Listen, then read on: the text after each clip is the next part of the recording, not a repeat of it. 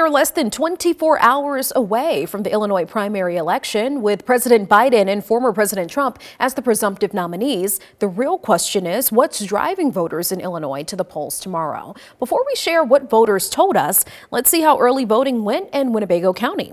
Election officials say more than 725 in-person votes were cast, compared to 3,029 votes by mail-in ballots.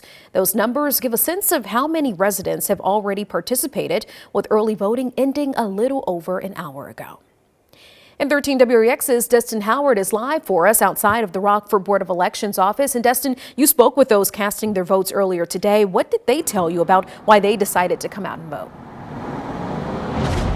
Brittany, it remains to be seen if how it looks here behind me right now is how it will look here tomorrow, despite tomorrow actually being Illinois primary election voting day. Now, those few early voters who were here today that I spoke with say they wanted to cast their ballots early to avoid the rush, but more importantly, because they felt it was their civic responsibility to do so and a chance to make their voices heard.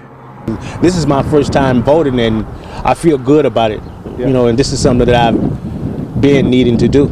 All this crazy stuff going on the news with all the racism and all that stuff, our country cannot deal with that anymore. Voters hitting the polls early in Rockford due to what they call a civil obligation, with hopes to inspire change across the country.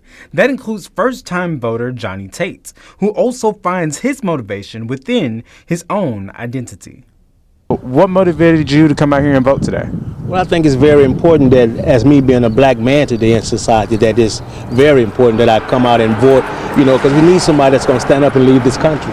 Only about 20% of registered voters are generally expected to participate in primary elections, according to the League of Women Voters of Greater Rockford. With that being said, two-year Rockford residents Steve and Barbara Chesterfield believe primary elections are essential in making sure local communities run smoothly. Well, those are the people that are taking care of things for the neighborhoods. The schools and everything.